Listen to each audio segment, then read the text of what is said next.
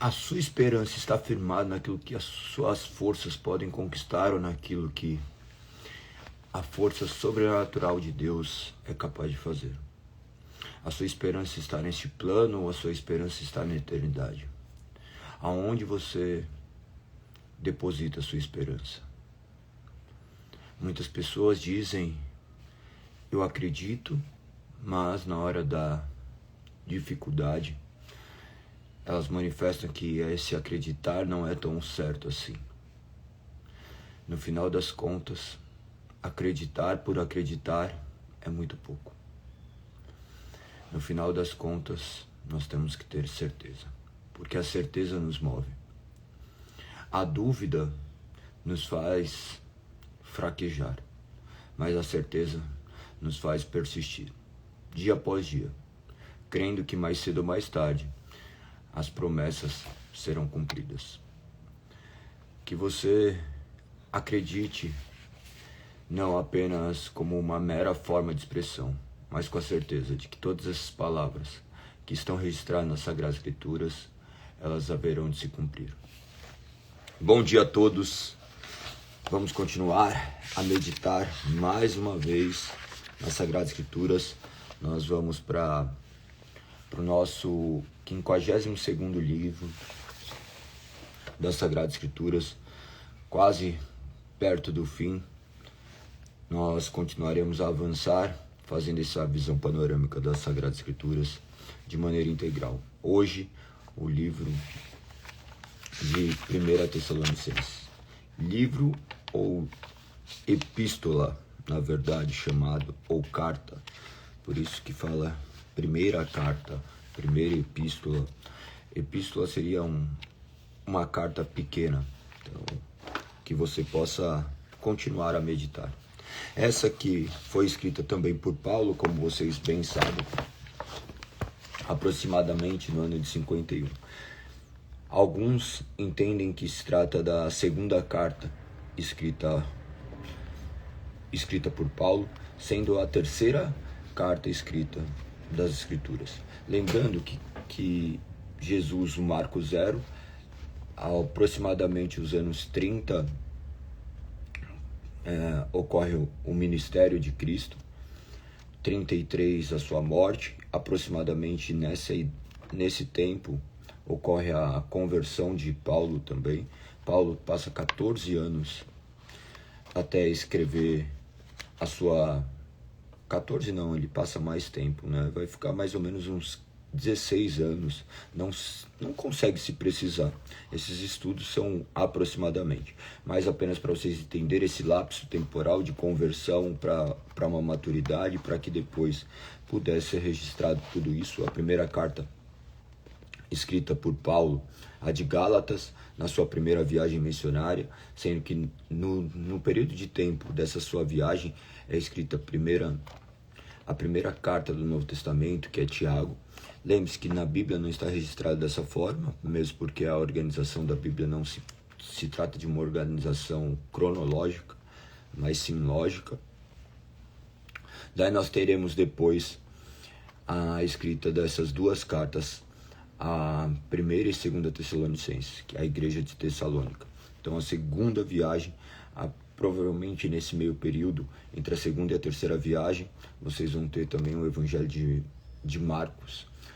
Na terceira viagem você vai ver ainda 1 Coríntios, 2 Coríntios e Romanos, conforme nós já observamos e já lemos. Então nós estamos regredindo um pouquinho de tempo a firmeza do que Paulo falava, trazendo esperança para um povo que estava se sentindo completamente perdido e desamparado.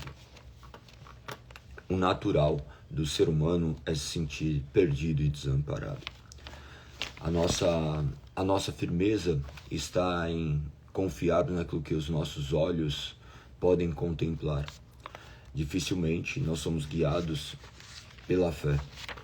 A fé, mesmo porque ela é um agir soberano de Deus, e quando nós conseguimos agir por fé, nós podemos ver que a nossa natureza humana tem sido subjugada, e agora nós podemos avançar em segurança, porque o que nos move não se trata da nossa natureza pecadora, mas sim dessa natureza divina que escolheu fazer parte de nós, de habitar em nós e nos guiar na certeza daquilo que há de acontecer, na certeza de que coisas melhores estão por vir, não no sentido salvífico, porque nós já estamos salvos, nós já somos salvos, mas no sentido de poder contemplar a maior beleza que nossos olhos poderão contemplar, que se trata da presença de Deus real. Então, o que ele está aguardando, trazendo acerca dessas cartas? Essas duas cartas vão retratar a volta de Cristo, a segunda vinda. Isso daí é chamado de cartas escatológicas, tá? Escatológicas, que estão atreladas ao fim do tempo. O tema principal vai trazer essa esperança em Cristo, esse acreditar, esse ter certeza, não apenas de acreditar como uma mera crença, mas uma firme convicção. Eu acredito, é muito bom enxergarmos dessa forma, mas a questão que entre acreditar e ter a certeza são duas coisas completamente diferentes. Por exemplo, você acredita milhares de coisas, mas naquilo que você tem certeza é o que você realmente vive para isso. Por exemplo, Pedro acreditava que Jesus era Deus. Você via isso. Quem tu és? Creio que tu és Cristo, o Filho de Deus Altíssimo. Algo que não havia sido dado pelo entendimento, mas revelado pelo Espírito. Ele acreditava, as suas palavras manifestavam que ele acreditava. Você via que ele acreditava quando ele saiu do barco. Mas o acreditar ainda o fazia naufragar, quando ele ainda acreditava. Por quê? O acreditar pode estar atrelado apenas a uma mera profissão de fé, a uma mera palavra. O acreditar de Paulo é completamente diferente de todas os outros homens que falavam quando convidava as pessoas a crer. A crer era a certeza de coisas que não se viam. Então, você consegue se deparar com Pedro quando ele passava a de fato ter essa certeza. Você vê duas pessoas completamente distintas. Você via antes esse acreditar, mas o acreditar dependendo de si, e depois ele confiando e tendo essa plena certeza manifesta em suas atitudes. Antes fugindo e depois vivendo a sua vida, sendo subjugado, preso, sofrendo todas as intempéries da vida, mas sujeitado àquela palavra que ele não apenas tinha um mero deleite, mas sim que fazia parte e retratava a sua vida. A certeza de que tudo aquilo que Jesus Cristo havia falado era real. Isso não foi dado mediante o intelecto, mas mediante o agir do Espírito Santo. Enquanto o Espírito Santo não age dentro de um coração que está completamente incrédulo, apenas com confianças, com crenças, o homem ainda anda cambaleando, mas quando ele tem uma firme convicção, ele faz na certeza de que mais cedo ou mais tarde essas palavras se cumprirão. Às vezes aparenta apenas diferenças de concepções de palavras e de como você define as palavras. Eu concordo com isso. Mas, no final das contas, a maneira como você define as palavras é a maneira como você vai guiar a sua vida. As definições, embora existam definições universais acerca do que é ou não é, o verdadeiro significado das questões não está atrelado ao que definem no mundo, mas aquilo que você define dentro de você. Será que você apenas acredita ou você tem a certeza? Porque se você tem a certeza, você vai e faz. Da mesma forma, você tem a certeza que aquela pessoa que está pilotando um avião que você pega, ele vai te levar até algum lugar. Você tem a certeza, você não simplesmente acredita, você tem a certeza. Por que você tem a certeza? Porque você vai chegar e colocar a sua vida ali a 1000 pés de altitude, você vai estar ali dependente de outra pessoa. Mas agora, se você chega e vê uma criança no piloto, você vai confiar a sua vida ali? Você vai ter a certeza? Não, mas eu faço isso, eu sempre fiz isso, eu tenho todos os comandos. Você, talvez até ele te convença, mas você vai o tempo inteiro sem essa certeza de que chegará ao destino. Porque os seus olhos já estão completamente contaminados por tudo que você viu. Você não vê uma criança constantemente pilotando um avião. Então, observe que você poderia até crer, mas a certeza você não teria, porque todo o seu ser já está contaminado por tudo aquilo que você viu. Então, quando essas cartas estão escritas, ele está trazendo uma nova concepção para aquelas vidas. Essa nova concepção que é a tradução do que o Espírito dizia aos corações, porque a palavra é o próprio Espírito de Deus penetrando as nossas mentes e guiando a crermos da maneira correta. A crer e termos verdadeiras convicções e certezas. Você acredita que Jesus vai voltar? Se Jesus voltasse daqui, você teria 24 horas, ou melhor, vamos pôr mais senso de urgência. Jesus voltaria daqui 6 horas. Hoje, 12h20, Jesus volta. E aí, você tem 6h20. O que você faria? Como você levaria a sua vida? Quais são as suas urgências? Como você levaria a sua vida? Faltam 6 horas. 6 horas para a volta de Jesus.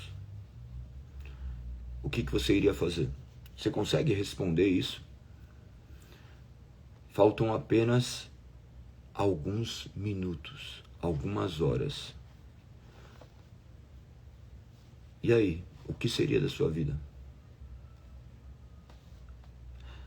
360 minutos. Como seria a sua vida? Jesus está voltando. Não é uma possibilidade, mas uma certeza nesse caso hipotético. E aí? Como você levaria a sua vida? Ah, Galego, eu ia me arrepender. Eu ia me arrepender. Ah, Galego, eu ia lá dar um abraço naquela pessoa. Ah, Galego, eu ia pedir desculpa pro meu pai. Eu ia querer ficar mais perto da minha mãe. Ah, eu ia querer estar na minha família, eu não ia gastar tempo fazendo essas coisas, eu não ia gastar tempo fazendo aquilo, eu não ia gastar tempo fazendo isso. Ah, Galego, eu ia mudar completamente as 6 últimas horas. Eu não iria para o meu trabalho, eu não ia fazer isso, eu não iria fazer aquilo. Mas a questão é, sabia que isso é real? Que Jesus pode voltar tanto 12h20, do qual já passou 1 minuto, agora temos 1 minuto a menos. Ou ele pode voltar 6h30. A certeza é que Jesus vai voltar. A certeza é que nós morreremos e nos depararemos com ele. E nós prestaremos conta da nossa vida. Se você está vivendo uma vida que você tem que recalcular quando você tiver essa certeza de que Jesus vai voltar, você não conheceu Cristo. Você está apenas proferindo uma palavra de crença, mas que não tem impacto na sua vida. Se você tem que reconsertar ainda a sua vida ainda está muito distante daquilo que Deus estabeleceu. Porque aquele que foi chamado por Deus, ele vive uma vida transformada. Uma vida onde ele tudo faz para a glória de Deus. Não por conta da sua capacidade, mas por conta do Espírito que agora o conduz a viver uma vida de santificação, uma vida onde o errado não é mais o lugar onde ele se delicia, é apenas um acidente de percurso. Não estou falando de uma vida perfeita, mas uma vida preocupante. Uma vida onde existe o zelo, o cuidado, onde existe a plena atenção. Jesus voltará daqui 6 horas. Eu estou a todo instante esperando a sua vinda. Galego, mas você não ia fazer coisas diferentes? Se o que eu vivo já não é o suficiente, eu estou vivendo errado. Eu não conheci a Cristo. Eu vou deixar para fazer depois. Não, eu vou continuar a levar minha vida do jeito que eu levo. Vou para o meu trabalho, vou fazer as coisas que eu tenho que fazer, vou continuar fazendo as coisas que eu tenho que ser feito, porque entendo que o que eu tenho feito glorifica o nome de Deus, e eu procuro fazer tudo para a glória de Deus, sendo obediente ao que as Sagradas Escrituras dizem, embora muitas vezes eu falhe. Não estou falando de uma perfeição, estou falando acerca de uma concepção, de uma ideia e de uma vida que vale a pena ser vivida. Talvez você viva aí trabalhando no emprego que você não gosta, fazendo um monte de coisa que você não gosta, um monte de coisas que são verdadeiros pesos. Eu não estou falando que você não deve fazer o que você não gosta também, tá? Porque por vezes na nossa vida, para termos sucesso, nós temos que fazer o que a gente não gosta, o que nós não gostamos. E gostar não está atrelado apenas a gosto, mas necessidades. Mas não no sentido de termos outras oportunidades e não olharmos para ela. Então, sempre nós teremos alternativas e buscarmos fazer o melhor dentro das nossas possibilidades é necessário. Entender a segunda vinda é necessário para que a gente recalcule a rota todos os dias. Todos os dias você deve olhar e falar assim, esse daqui pode ser meu último dia de vida, eu vou gastar meu último dia de vida fazendo isso. E ao mesmo tempo você vai ter que olhar para a realidade e falar assim, se não for meu último dia, eu vou me orgulhar do que eu fiz. Porque daí você não cai naquele extremismo, porque tem pessoas que querem levar a sua vida completamente também desconectado da realidade, o que também é um erro, porque o dia de amanhã pode acontecer. O amanhã pertence a Deus e nós estamos aqui dependendo desse Deus guiar as nossas vidas. E nós somos guiados não apenas por questões imaginárias, mas sim por palavras. Embora a nossa imaginação guie muito da nossa vida, nós devemos ser guiados por uma palavra que nos traz essa certeza e não uma mera possibilidade. Eu não confio no meu pensar, eu não confio no meu agir, mas eu confio na força do Espírito Santo em mover aqueles do quais Ele chamou desde antes da fundação do mundo para viverem de maneira que Ele seja glorificado. Eu confio que Ele vai agir. Você confia que Ele vai agir? Você tem a plena certeza de que Deus te escolheu e te chamou e Ele tem moldado o seu caráter dia após dia? Galego, eu não enxergo nada disso ainda. Eu estou muito distante. Não. Você não está distante. Que você neste momento possa crer, se arrepender dos seus pecados e ter a certeza de que esse agir do Espírito Santo é real e que num piscar de olhos Ele transforma toda a realidade. Num fragmento de segundo, uma luz é acesa e você enxerga a realidade. Como um homem trancado num quarto escuro, ou numa cela, ou em qualquer lugar, quando a luz do dia brilha, ele consegue enxergar o lugar que ele está. Que você possa enxergar essa realidade, aguardar e vigiar, conforme está escrito em Tessalonicenses, na primeira carta. No verso aqui, eu gostaria de ler Efésios, Colossenses, Tessalonicenses. No capítulo 1, no verso 10, olha o que ele diz. Então vocês viverão de modo a sempre honrar e agradar ao Senhor, dando todo tipo de bom fruto e aprendendo a conhecer a Deus cada vez mais. Observe que se trata de um verso de ação. Então, vocês viverão de modo a sempre honrar. Você tem vivido de maneira que sempre honra ao Senhor, porque você tem a plena confiança, a certeza de que Ele há de voltar, que a sua volta é iminente. No capítulo 3, ele começa a tratar instruções práticas também para a vida. No verso 13, olha como ele diz. Vou ler a partir do 12.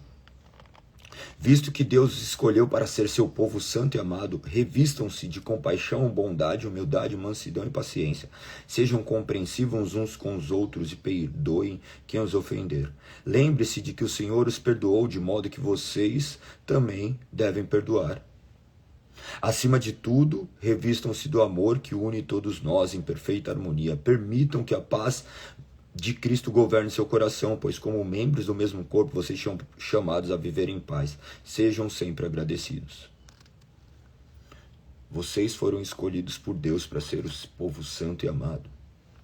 Revistam-se de compaixão, essa compaixão que não emana de você, mas ele te conduz a ter compaixão. Bondade, humildade, mansidão, paciência, isso é fruto do Espírito, conforme depois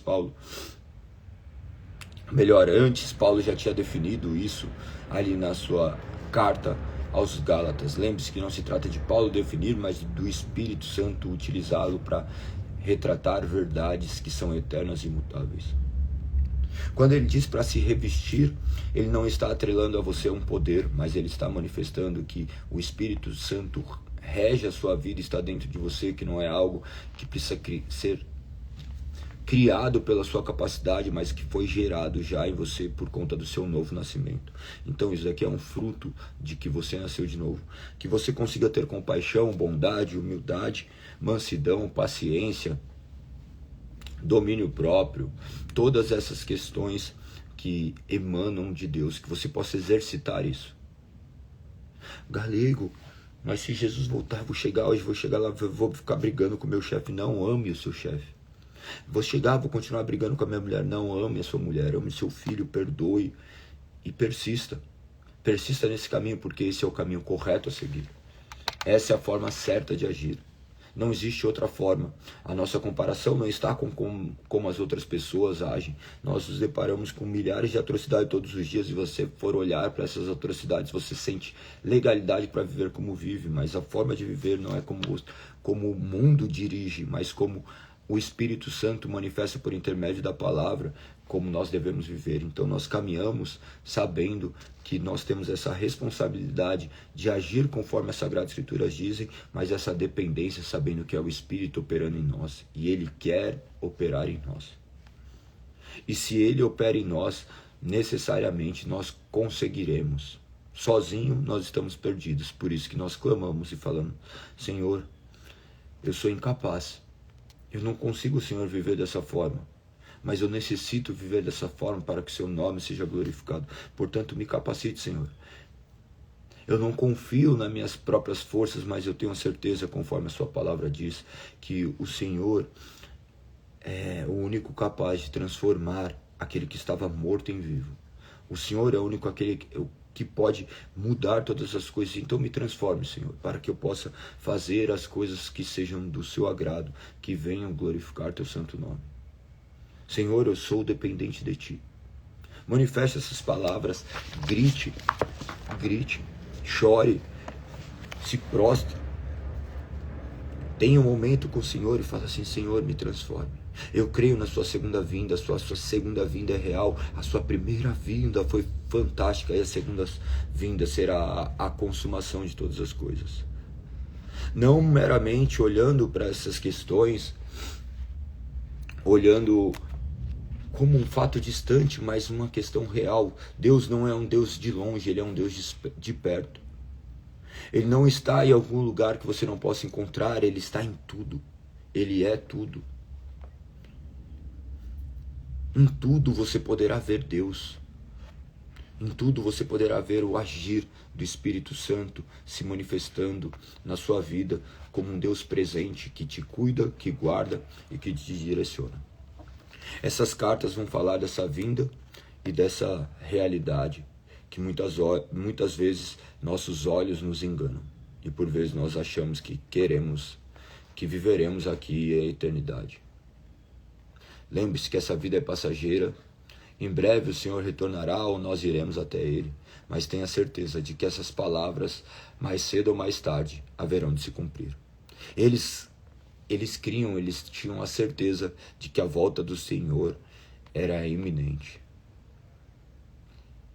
Eles morreram e viram o Senhor. nós morreremos e com a certeza de que veremos ao Senhor. Ou acaso ele volte talvez 12:20. E daí nós veremos o espetáculo mais belo que a história jamais retratou e que nenhuma mente imaginou.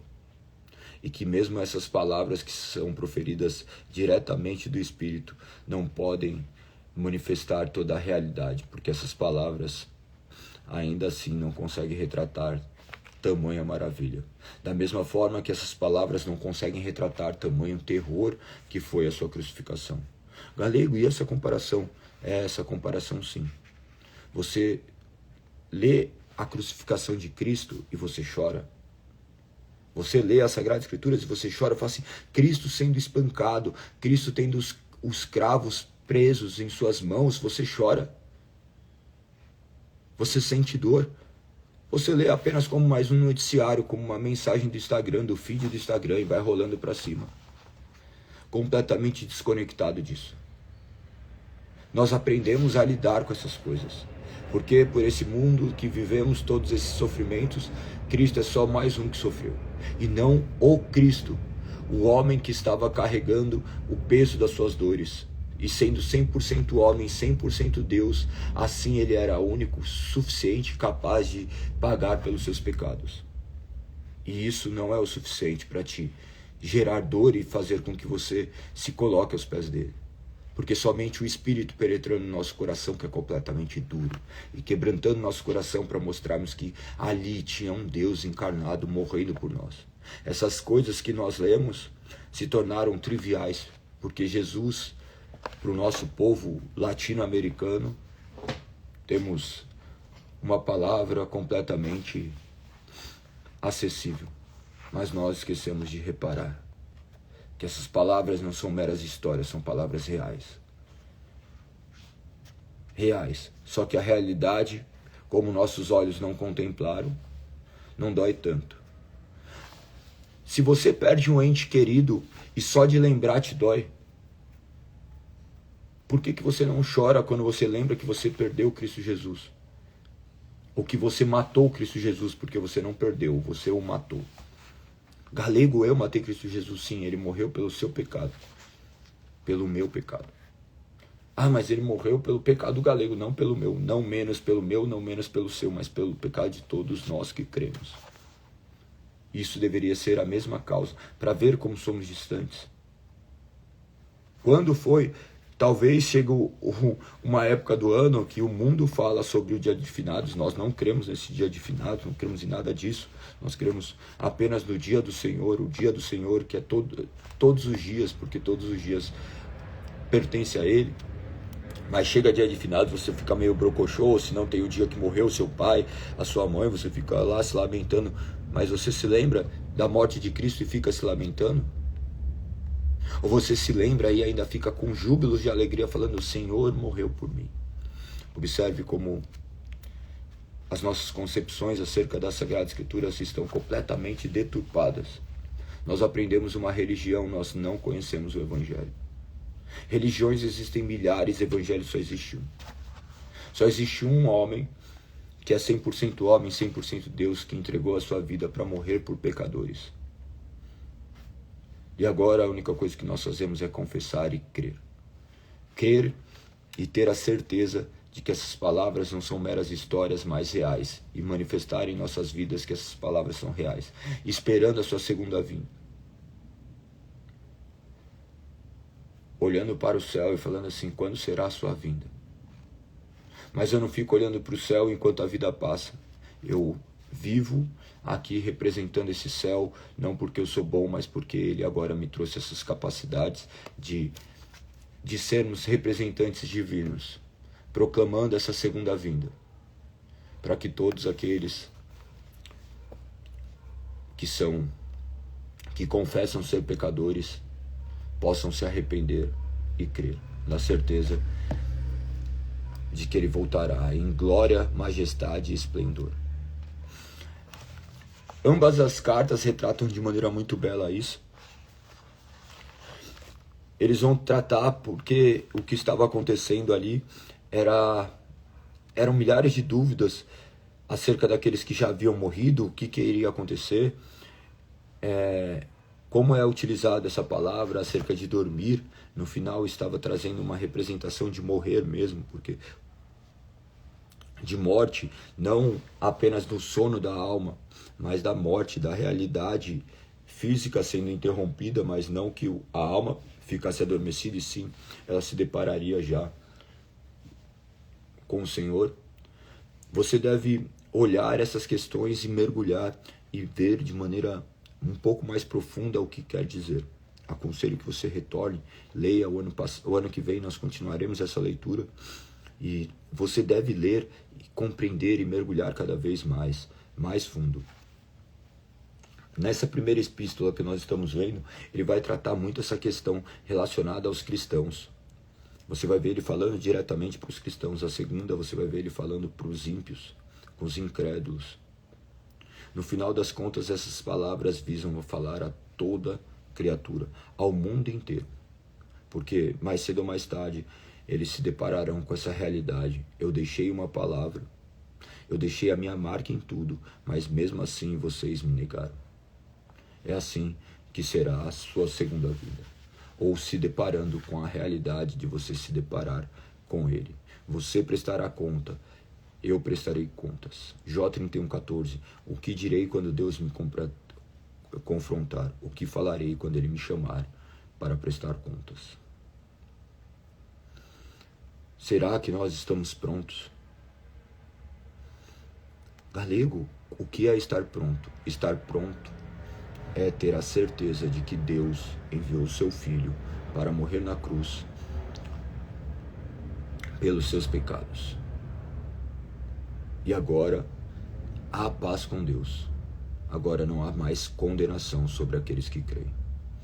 Essa deve ser a certeza das nossas vidas. Mais certeza do que o que seus olhos contemplam, mais certeza do que a voz que você tem ouvido. É um grito que foi dado ao seu coração, e agora o seu coração é vivo. O seu coração não é mais de pedra, seu coração é de carne. Seus ouvidos não estão mais tampados, agora seus ouvidos escutam, seus olhos veem. E agora existe vida. Essa carta que foi escrita há 2000 anos atrás não retratavam diferente o que estava acontecendo antes para agora. Antes, um povo que também não tinha conhecimento, um povo que nunca terá conhecimento, a não ser que o Espírito venha, penetre e transforme. Essas advertências acerca de falsas crenças também nos são dadas hoje. Por isso, leiam, que vocês não se desviem para a esquerda nem para a direita, mas continuem a confiar no único caminho que existe a ser confiado, que são nessas palavras que retratam não só a vida de Cristo, mas a vida que nós deveremos viver para glorificar o nome dele. Pare de viver uma vida ritualística indo à igreja simplesmente. Você não vai à igreja, você é a igreja, você reúne-se com o corpo de Cristo para cultuar a Deus. A sua vida é um culto a Deus. Hoje você vai viver para cultuar a Deus, ou você viverá simplesmente para os seus próprios deleites, satisfazendo seus desejos mais sombrios, talvez belos aos olhos dos outros, mas no secreto completamente vergonhosos. O secreto que não existe, o secreto que só existe do ponto de vista humano, porque todos os nossos pecados que são cometidos ocultamente são expostos diante de Deus, claros. Deus que nos enxerga não apenas daquilo que nós mostramos num domingo, mas o que isso reflete na nossa vida na segunda. Que vocês possam meditar acerca de todas essas palavras. A vinda do Senhor é um dos assuntos mais importantes retratados no Novo Testamento. Ela aparece, essa questão da vinda do Senhor, ela é mencionada cerca de mais de 300 vezes no Novo Testamento.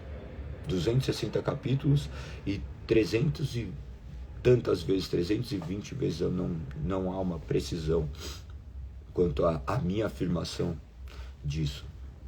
Mas todo o tempo mostra essas questões. A vinda do Senhor. Que o Senhor venha hoje. Que o Senhor te transforme. Ele veio, essa carta é escrita para um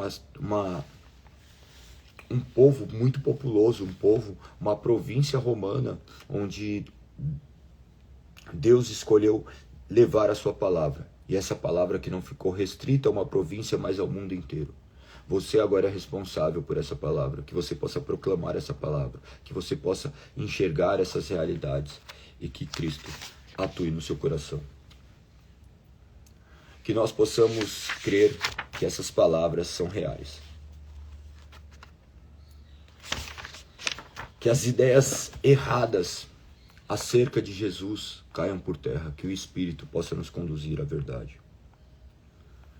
Muitos esperavam que o Senhor viesse ainda quando eles estivessem vivos, o que se manifestou errado naquele tempo. Mas eles esperavam que ele viesse quando eles estivessem vivos, mas viviam vidas que não manifestavam essa realidade.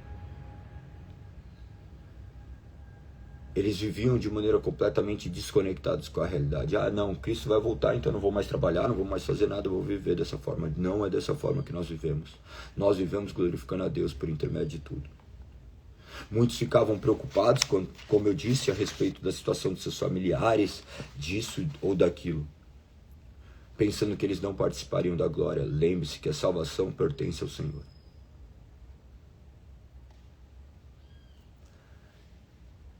Essa questão de viver de maneira passiva, negligenciando os eventos do cotidiano, deve ser completamente alertado para todos nós, para que nós possamos continuar a avançar. Olha que interessante, o simples fato de eu falar que talvez Jesus pudesse voltar, ou melhor, afirmando isso, que ele voltaria meio-dia, você teria mudado o rumo da sua vida. Mas nós vivemos crendo que ele voltará todos os dias e nós continuamos a viver vidas simples, comuns, mas com a certeza de que Deus tem nos governado e ele há de ser glorificado. Você vai ver Paulo ali equilibrando todas essas questões de coisas futuras com as responsabilidades do presente, exortando a fazerem o melhor que podem diante das suas circunstâncias. Que você possa fazer o melhor que você tem com aquilo que tem em mãos. Que vocês possam compreender todas essas questões, se manterem atentos ao que as Sagradas Escrituras dizem, pois ela retrata a verdade. Que vocês possam confiar nessa bendita esperança. A divisão pode ser feita de maneira muito prática acerca deste livro, que possui poucos capítulos, apenas 5 capítulos. Nós possamos dividir de duas formas, do capítulo 1 ao 3, como olhando para trás como foram salvos, e a segunda parte olhando para frente como deveriam viver, ou se não também com outra divisão, tendo 5 partes. A primeiro capítulo, os novos convertidos e a segunda vinda. Segundo capítulo, o serviço cristão e a segunda vinda. O terceiro capítulo, do verso 1 até o 4:12, vai tratar da santificação e a segunda vinda. O quarto, que vai tratar do verso 13 ao 18, os mortos em Cristo e a segunda vinda. E no quinto capítulo, a vigilância e a segunda vinda. Que nós possamos ter a certeza de que aquele que nos chamou retornará. Que você possa crer que Deus te comprou por um alto preço, preço de sangue, o preço do seu filho. E agora você está escondido nele. Que você viva para a honra e glória do nome dele. Que o nome do Senhor seja exaltado, que você possa viver para a honra e glória de Deus. Viva como se ele fosse voltar agora. Viva como se a sua volta fosse iminente. Glorifique o nome dele por intermédio de tudo. Tamo junto, um beijo no coração. Amanhã estaremos aqui, mais um dia, se Deus assim permitir, 5h59, para a honra e glória dele. Que Deus nos capacite a crermos e confiarmos que ele é suficiente em nossas vidas. Um beijo no coração, tamo junto, até amanhã. Fui.